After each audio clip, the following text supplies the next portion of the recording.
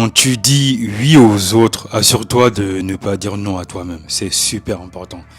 Est-ce que tu te reconnais dans cette situation?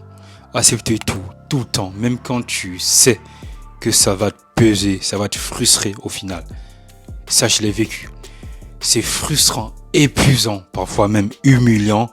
Mais pourquoi c'est si difficile de dire non? Dans cette vidéo, on va explorer ce blocage que énormément de gens ont, la peur de dire non. Et je vais t'aider à comprendre pourquoi tu n'arrives pas à dire non et surtout comment changer ça sans culpabiliser. C'est très important. Dire non, ce n'est pas être méchant. Et surtout, reste jusqu'à la fin de la vidéo. Je te partagerai une méthode puissante et simple que j'ai moi-même appliquée pour dire non avec facilité. Et si ce genre de sujet t'intéresse, pense à t'abonner à ma chaîne parce qu'on est ensemble, on avance ensemble, on construit des choses dans ce monde-là. Pourquoi est-il si difficile de dire non? La première raison est qu'elle a peur de décevoir les proches. Dire non, c'est rejeter une personne, c'est respecter ses propres valeurs, ses propres limites, ses propres besoins. Depuis qu'on est petit, on nous apprend à être gentil. Dire non, ce serait comme dire je ne t'aime pas, je te rejette. Mais c'est archi faux. Dire non, c'est poser une limite, ce n'est pas un rejet. Par exemple, ton patron te demande de rester tard, mais tu avais prévu du temps pour toi le soir. Tu acceptes juste pour éviter un conflit. Et c'est quoi le résultat? Tu te sens frustré, tu rentres chez toi fatigué et tu as des problèmes avec ta femme. Le deuxième est le besoin d'approbation. Ce n'est pas ce que les autres pensent de toi qui compte réellement.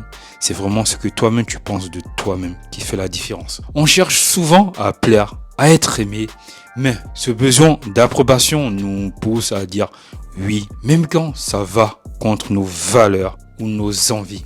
Exemple, tes amis t'invitent à sortir le soir, tu viens de rentrer du boulot, tu n'as pas forcément envie, tu veux prendre du temps pour toi, mais par peur de décevoir, là encore une fois, tu dis oui, mais au fond de toi, ton estime baisse. Et la troisième chose est que la peur de dire non est souvent liée à une croyance limitante. Parce que depuis qu'on est enfant, selon l'environnement où tu as grandi, tes parents peuvent te conditionner d'une certaine manière à te faire croire que quand tu dis non aux autres, c'est parce que tu penses beaucoup à toi, c'est parce que tu es égoïste. Alors qu'en soi, c'est normal de te prioriser avant tout.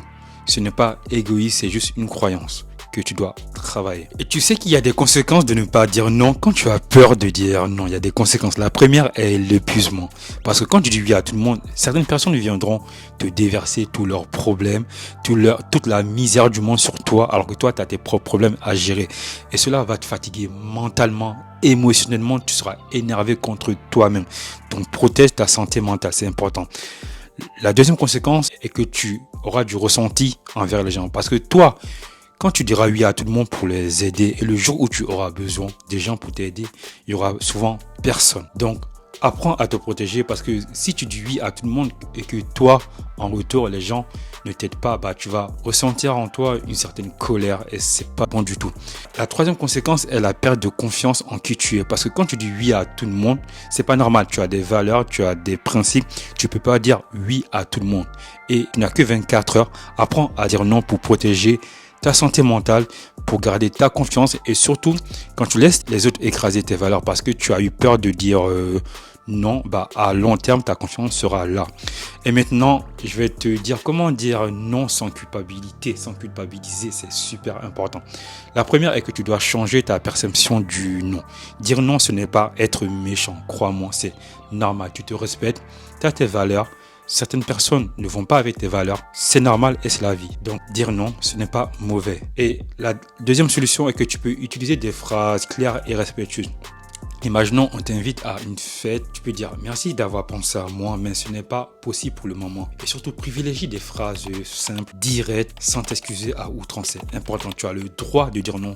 C'est ton droit le plus fondamental au monde. La troisième méthode est que entraîne-toi progressivement à dire non. Commence par des noms faciles, refuser un café, une offre commerciale, des démarcheurs, une tâche non essentielle à ta vie.